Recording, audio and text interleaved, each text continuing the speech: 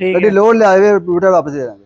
ਸਰਕਾਰ ਇਹ ਦੱਸੋ ਕਿੰਨੇ ਫਲ ਹੈ ਇਹ ਵਾਲਾ ਤੇ ਇਹ ਪਿਛਲਾ? ਇਹ ਭਾਈ 66 ਫਲ ਹੈ ਜੀ, ਉਹ 72 ਫਲ ਹੈ ਜੀ।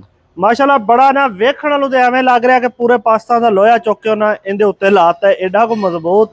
ਤੇ ਇਹ ਕਿੰਨੇ ਦਾ ਸਰਕਾਰ ਦੇ ਰਹੇ ਹੋ? ਇਹ ਭਾਈ 3,90,000 ਰੁਪਏ ਦਾ। 3,90,000 ਦਾ 66 ਫਲ? ਹਾਂਜੀ, ਡਬਲ ਬੈਰਿੰਗ ਹੈਵੀ ਡਿਊਟੀ। ਅੱਛਾ ਹੈਵੀ, ਓਏ ਵੇਖਣ ਚ ਵਾਕਈ ਹੈਵੀ ਹੈ। ਤੇ ਇਹ ਜਨਾਬ ਕਿੰਨੇ ਦਾ ਦੇ ਰਹੇ ਹੋ? ਇਹ 72 ਫਲ ਹੈ ਭਾਈ, ਹੈਗਾ ਜੀ। ਇਹ ਤੁਹਾਨੂੰ ਮਿਲੇਗਾ 4.25 ਦਾ ਜੀ। 4.25 ਲੱਖ ਦਾ ਤਵਾ ਲਾ ਕੇ? ਤਵਾ ਲਾ ਕੇ ਦੇ ਦਾਂਗੇ। ਠੀਕ ਹੈ। ਤੇ ਇਸ ਤਵੇ ਦਾ ਕੀ ਫਾਇਦਾ ਹੈ? ਤਵਾ ਜੀ ਬੰਨਾ ਛਾਂਗਦਾ ਬੰਨਾ। ਅੱਛਾ, ਤੇ ਇਹ ਚੱਲੇਗਾ ਹਲਕਾ, ਉਹ ਨਾ ਹੋਵੇ ਕਿ ਜਿੰਨਾ ਭਾਰਾ ਲੱਗ ਰਿਹਾ ਟਰੈਕਟਰ ਦਾ ਵੀ ਨਹੀਂ ਸਾਰਾ? ਭਾਈ, ਗੱਡੀ ਲੋਡ ਦੀ ਗਾਰੰਟੀ ਹੈ। ਗੱਡੀ ਲੋਡ ਲਿਆਵੇ ਰੂਟਾ ਵਾਪਸ ਦੇ ਦਾਂਗੇ। ਅੱਛਾ, ਤੇ ਇਹ ਉਸ ਤੋਂ ਇਲਾਵਾ ਇਹ ਕੀ ਚੀਜ਼ ਬਣ ਰਹੀ ਹੈ? ਪਲਾਂਟਰ ਹੈ? ਇਹ ਭਾਈ ਮੱਕੀ ਪਲਾਂਟਰ ਹੈਗਾ ਜੀ। ਠੀਕ ਹੈ। ਕਿੰਨੀਆਂ ਖੇਲੀਆਂ ਨਾਲ? ਇਹ 4 ਮਸ਼ੀਨਾਂ ਦਾ 2 ਖੇਲਾ ਪਾਏਗਾ।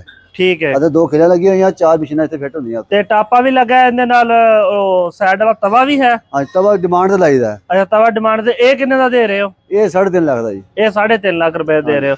ਇਸ ਟਾਈਮ ਅਸੀਂ ਮੌਜੂਦ ਆ ਨਿਊ ਕਿਸਾਨ ਦੋਸਤ ਐਗਰੋ ਇੰਜੀਨੀਅਰ ਵਾਲੇ ਭਾਈ ਕੋਲ, ਤੇ ਇਹਨਾਂ ਕੋਲ ਬੜੇ ਕਮਾਲ ਦੇ ਇਹ ਰੂਟਾਵੇਟਰ ਸਾਨੂੰ ਨਜ਼ਰ ਆਏ ਨੇ।